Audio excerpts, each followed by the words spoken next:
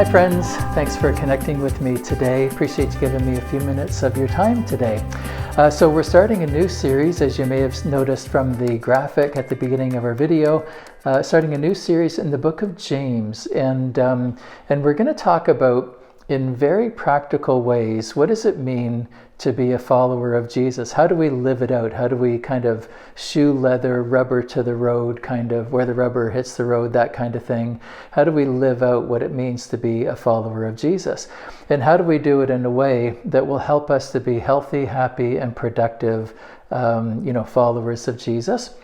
Now, the thing is, right away, that being a healthy, happy, productive follower of Jesus does not mean easy, right? And if you've been a follower of Christ for very long, you probably know that, problems come, right? And sometimes it's not easy being a follower of Jesus. And we're going to very much see that right at the very beginning of our talk today about the Christians who James was writing to in his letter. Okay, so James was writing to a group of Christians who used to live in Jerusalem, who were part of the Jerusalem church, but because of persecution, they had to flee from their homes. And so at the end of Acts chapter 7, we see where Stephen was stoned, killed in a very, very brutal, painful way. End of chapter 7, Acts 7, Stephen was killed. And then the beginning of chapter 8, it says that from that day forward, a great persecution broke out in Jerusalem and people had to scatter all over. They had to run for their lives, right? Well, those are the people that James is writing to here. He's writing to people who have had friends and family members be killed, be murdered, persecuted because of this persecution. He's writing to people that have had to flee from their homes and leave everything behind. In fact, they're refugees, actually. They've had to flee from their homes. They've lost their jobs. They've lost their financial security. They've lost their circle of support network. They've lost everything because of having to flee Jerusalem because of this persecution, right? And so right from the very beginning, I want to just kind of pause for a moment to humanize that. It's one thing for us to read, in Acts chapter 8, verse 1, 2, 3, the great persecution, and people had, when you read it, and then we kind of go on, right? And we don't really pause to think about it. But these are very real people with very real lives, families, children. They're just living their life, trying to put things together and raise the family and live a happy life, right? They're just normal people, just like you and me. And then something terrible happens, this persecution, and they have to flee.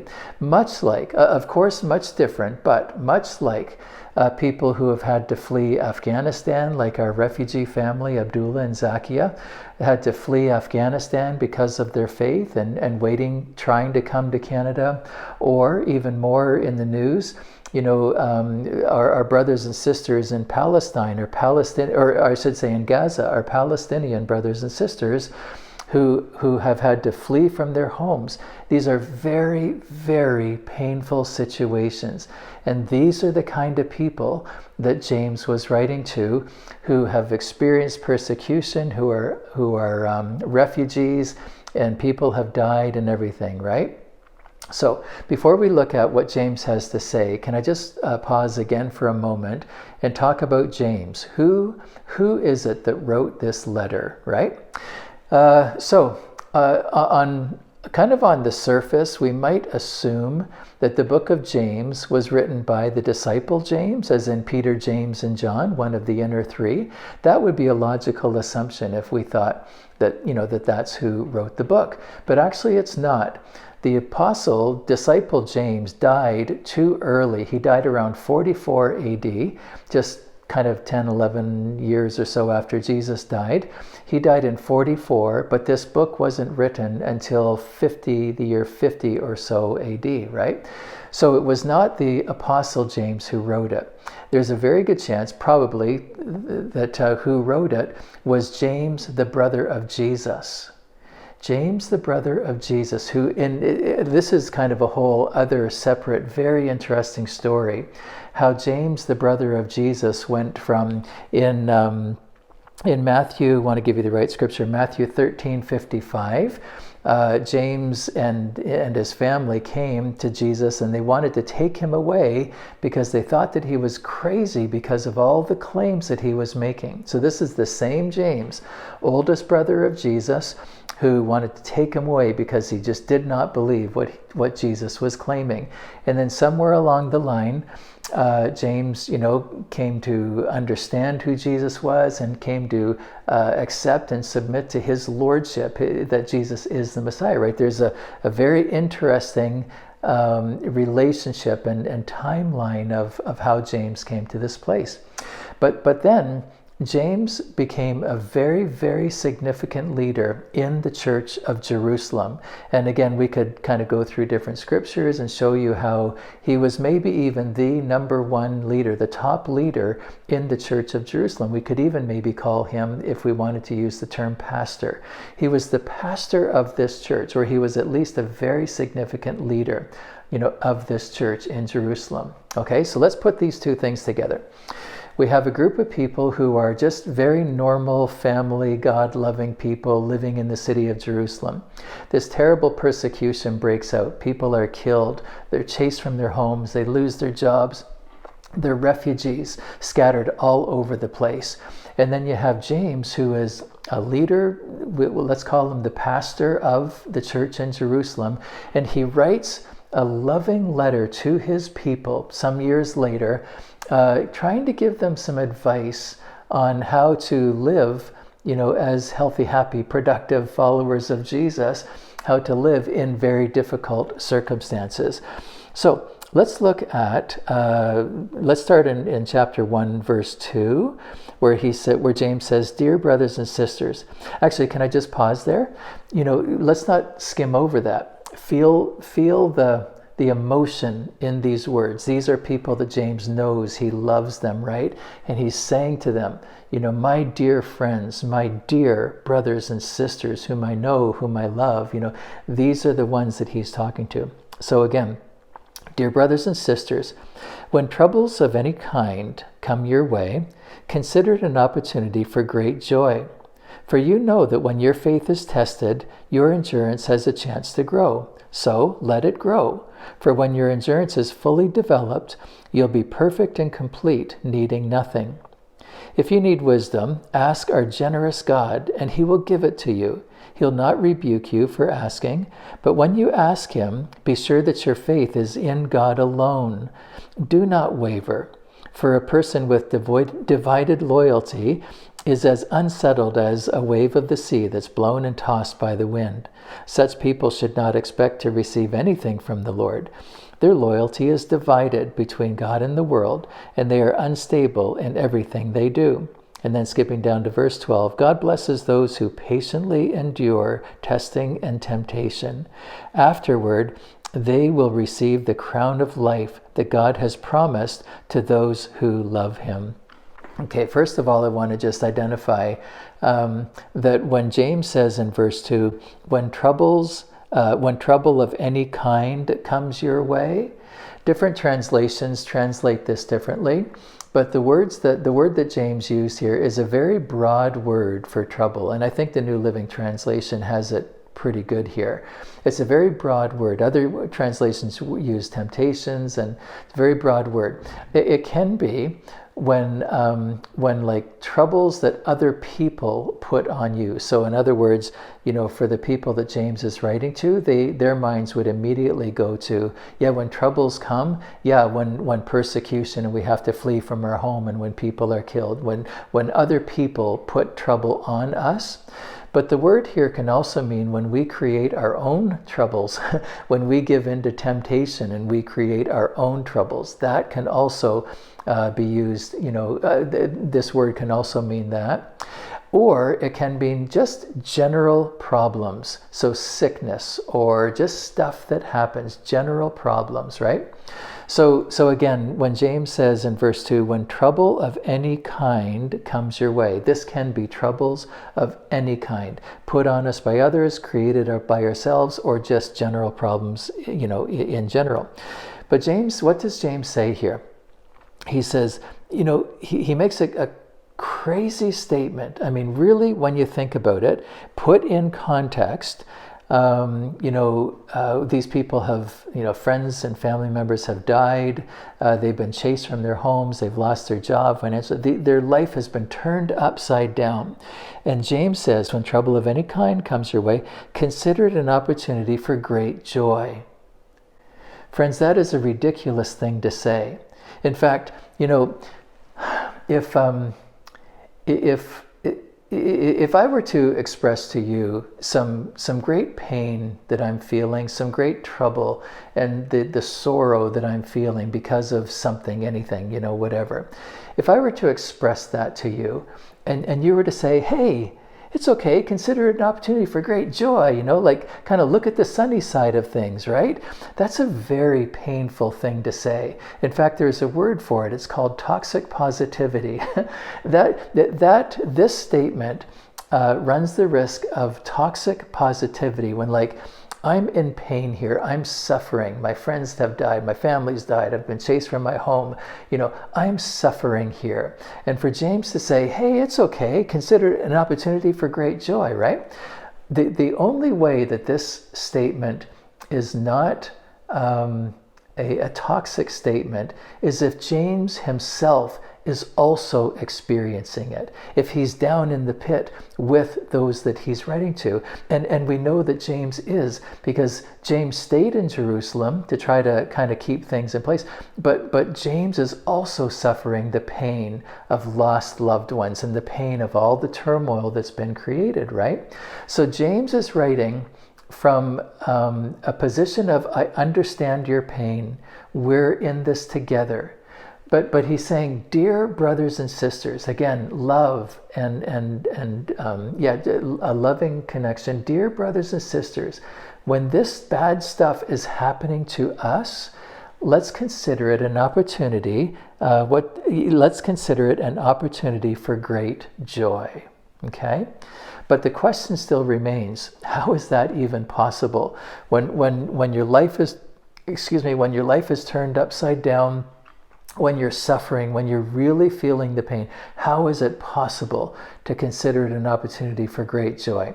Friends, I should kind of put it right out there that I'm actually not the right person to really speak knowledgeably about this, because I haven't suffered, that kind of persecution, or I haven't suffered that much in my life. Do you know what I mean? So I'm even aware of that I'm speaking not from personal experience, but I'm speaking from just kind of what I observe in the Bible. I don't know if that makes sense or not. But let me just share with you something that I see here. And I think that a key word in this whole thing, this whole section of Scripture, I think the key word is found in verse 5, and the fourth word, verse 5. If you need wisdom, ask our generous God, and He will give it to you. If you need wisdom, what is wisdom? Wisdom is more than just kind of textbook knowledge, things that we learn, 2 + 2 = 4, Wisdom isn't just textbook knowledge. Wisdom is life knowledge, right? And the older we get, hopefully the more we learn from life and the wiser we get. Wisdom is life knowledge that helps us to make good decisions, helps us to respond to things in a healthy way.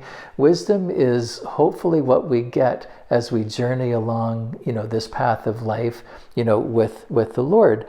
And so if you need wisdom, ask our generous God. Actually, can I just say something really quickly? I'm going really long here today, but ask our generous God. God wants to give you wisdom. This speaks to the character, the nature of God. He wants to help you. He wants to give you wisdom, right?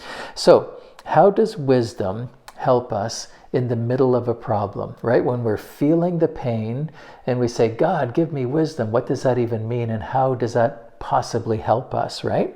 I think that we get a few clues in the verses around this. The first thing that I see here is that wisdom reminds us of God's promises. It reminds us of God's promises.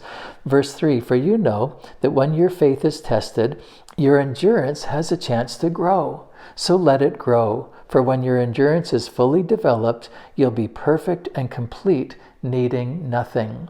Friends, the more we live and the more we serve Jesus, I think hopefully the more we learn that, remember that time, years ago when this happened, and remember how the Lord actually turned it out for good. And remember how I actually became a better person, better, stronger person because of that pain. And now today I'm facing pain, maybe different, maybe similar, whatever. But hopefully our life wisdom teaches us that God can actually bring good things out of the pain. It doesn't make the pain good. It doesn't make the pain any less painful. It is painful. It hurts and it's lousy. But the more we learn, the more wisdom we gain, the more we realize that it actually something good can come out of that pain. So in James's words, again, verse 3, you know that when your faith is tested, your endurance has a chance to grow. But I want to draw a second thought. So my first thought is that wisdom reminds us of God's promises. But my second thought is that we have to let God finish his work, right? And that's what I love. He says again, verse 3, for you know that when your faith is tested, your endurance has a chance to grow. So let it grow. It has a chance to grow. Right? Important word there. It has a chance to grow. It doesn't mean that it is going to grow. That when your faith is tested, your endurance has a chance to grow. So let it happen. Let it happen. Friends, let God do his work. You let him do what he does, and you do what you need to do. Let God finish his work. And I wonder how many times have I short-circuited the process of God in helping me to learn, helping me to grow, because I squirmed my way out of an uncomfortable situation, or I prayed that pain away. Do you know what I mean? But friends, it doesn't make the pain good. The suffering is no fun. But God can actually, it gives endurance a chance to grow. It gives good things a chance to grow if we let it grow. My final thought is found in verses 6 to 8. And my final thought is that wisdom gives us stability. Wisdom gives us stability. In verse 6, when you ask God for wisdom, be sure that your faith is in God alone. Be sure your faith is in God alone, and do not waver. For a person with divided loyalty is as unsettled as a wave of the sea that's blown and tossed by the wind. Such people should not expect to receive anything from the Lord. Ouch, that's kind of a harsh statement, isn't it? Such people shouldn't expect to receive anything from the Lord. Lord, their loyalty is divided between God and the world, and they are unstable in everything they do. Let's go back to verse 6. But when you ask him, be sure your faith is in God alone. Do not waver. Again, I wonder when I'm going through painful circumstances, I wonder if I ask God, oh, please help me with this, but I also have a backup plan. I'm like, God, please help me, with whatever it might be. But if you don't come through, I have these resources that I can draw from. But James is saying here, listen, your faith is in God alone, and do not waver. Do not waver. Friends, the problem with problems is,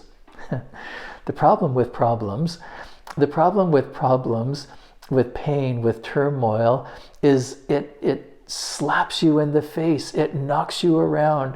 It causes the very nature of pain and turmoil and problems. It causes us to doubt and question and worry, right? And I'm not saying that's part of our human emotion, right? And we can't get away from that, right? But what James is saying here, I think, is, listen, in the middle of the storm, Put your faith in God and God alone. Do not waver, friends. And I don't know what you may be experiencing today. I don't know what you're feeling. But friends, and I'm not trying to give, just a quick, easy answer, that will kind of make everything be okay. I'm not trying to do that. But friends, in the middle of the storm, in the middle of the turmoil, just, let's learn to put our faith in God. Learn to call on God and do not waver. Be strong, in your faith that Jesus can actually work this out, and he actually can bring something good out of this pain and out of this trouble. Okay, I've gone long today, and I'm sorry for that, but I hope that you have a fantastic day, and if you can, please join us on Sunday at 10:30. Food is served at Eastridge. At 11 o'clock, we'll go into worship and our conversation. Okay, God bless you, friends. Have a fantastic day.